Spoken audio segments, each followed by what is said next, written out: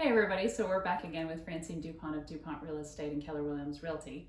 So in the previous videos, you were talking to us, you walked us through from the beginning to get from a lender to picking your realtor. So now comes the fun part. So let's say we've looked at a bunch of houses and I have the perfect house that I believe is right for me and my family. What happens now?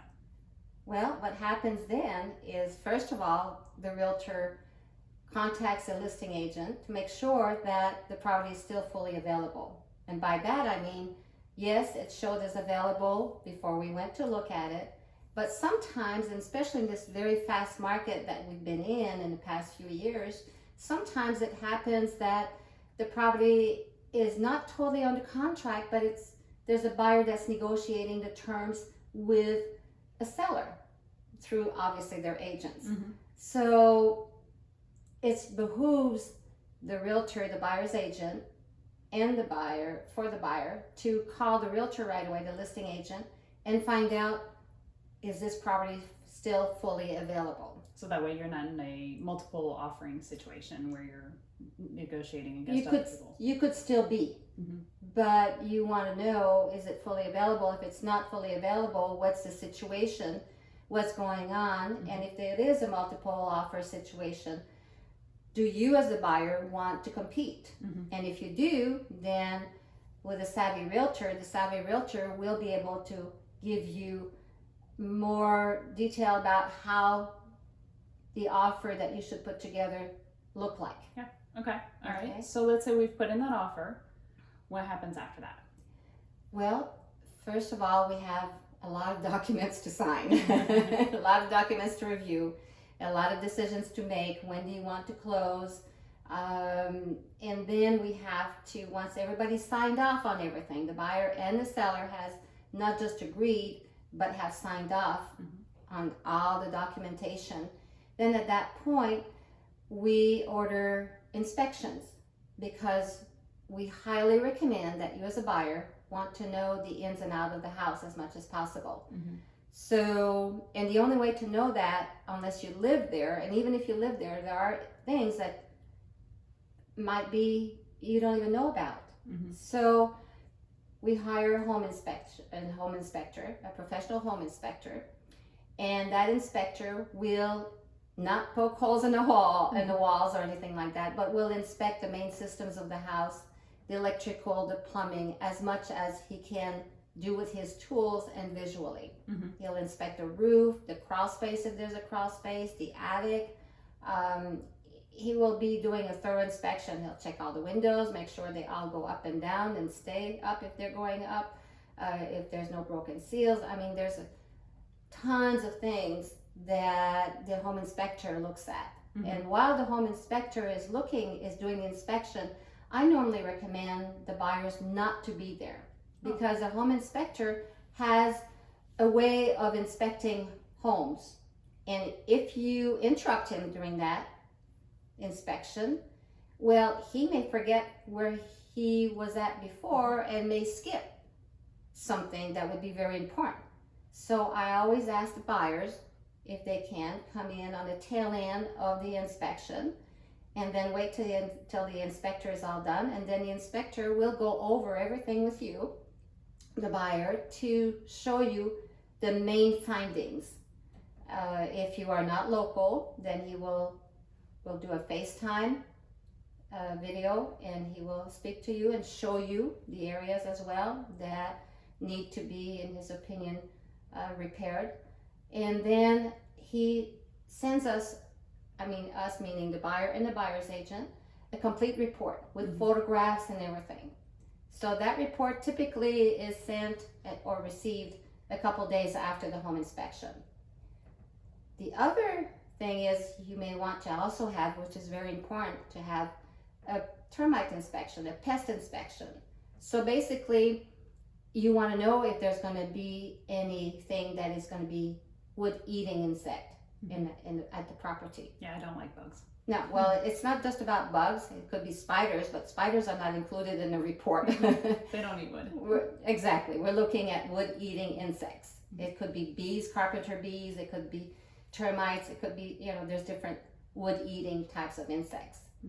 Another type of inspection is radon. radon gas is everywhere where we live, everywhere we are. It's in the air we breathe, it's in the water we drink.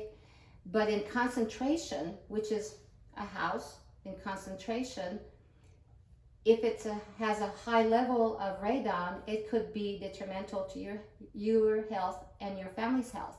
Mhm. So there's an EPA site that the buyer can look at online and get more information about radon testing and how to remediate the radon, because there is a remediation way to make sure that your house is healthy and you can be healthy in your house. That's important for sure. Yes, it Yes. is. Good.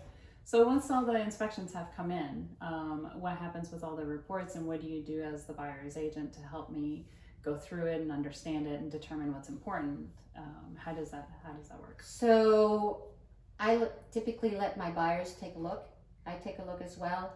I know typically what's the most important.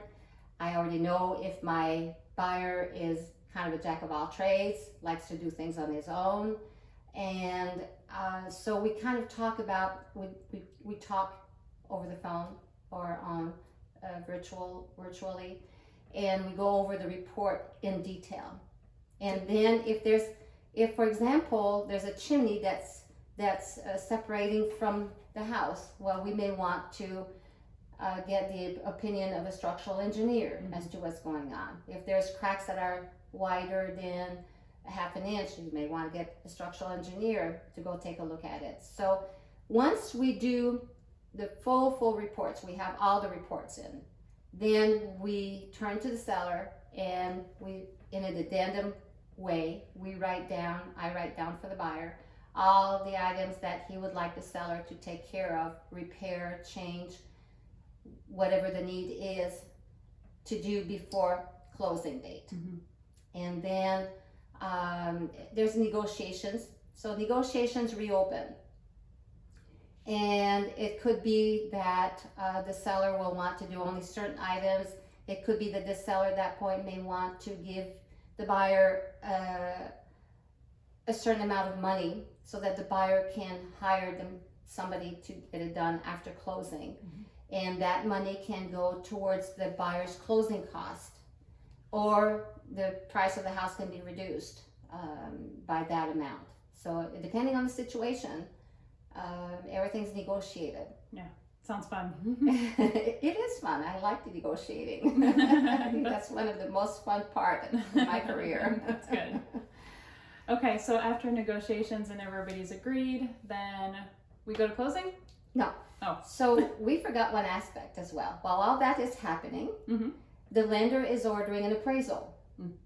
So the house has to appraise for not the loan amount, but for the sales price that the seller and the buyer have agreed upon. So should that appraisal come in higher, that's great. However, should the appraisal come in lower than the agreed upon price, then the negotiations reopen again. So at that point, the buyer basically has three choices. So the first choice is, well, the seller has three and the buyer has three choices. So at that point, the seller can agree to sell the property at the appraised price, the appraised value. Or they can say, nope, I'm selling it for the price we agreed upon, and if you don't like it, Mr. and Mrs. Buyer, too bad. Next buyer.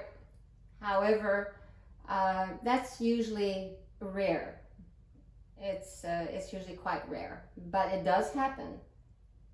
And the third option is that the buyer brings the difference between the two amounts to closing. So he pays for it eventually. Yes. So now, after all of that is done, and hopefully this is all done before the end of what we call the due diligence period of time, where the buyer did his due diligence. Then, if everything is good after the due diligence period of time, then we're just waiting for the lender to put the closing package together along with the attorney, and the buyer and the buyer's agent go and check the repairs that have been done by the seller, make sure that all the repairs have been done been completed. And a good idea is to rehire your home inspector to go and check, because there's areas that neither you or your agent will be able to check. Mm-hmm. So it's very important to check all that, because what the seller promised to do, he has to do. And he has to do it before closing. So it's a very good thing to check. Good. And then you go to closing. Oh, And finally. you finally get your keys. You get your keys after the transaction has been recorded. Mm-hmm. So that's the way it is here in North Carolina.